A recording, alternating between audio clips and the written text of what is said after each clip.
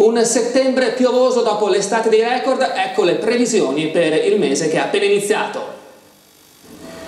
Dopo l'estate dei record, un settembre che promette poco di buono. Il rossanese Alessandro Marcon incrocia i dati della sua stazione meteo casalinga con quelli degli altri collaboratori del sito nordestmeteo.it e sforna statistiche e previsioni.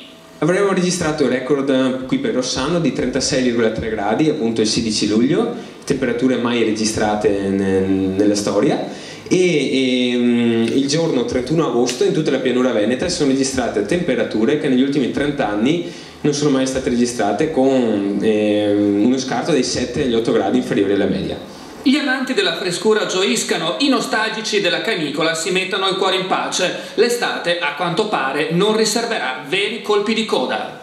Eh sì, l'estate è proprio finita, perché avremo un intenso peggioramento dal 7 al 10 di settembre, con precipitazioni e soprattutto per il giorno 8, che è la natività della Maria Vergine, e poi un'altra intensa perturbazione dovrebbe arrivare attorno al 20 di settembre.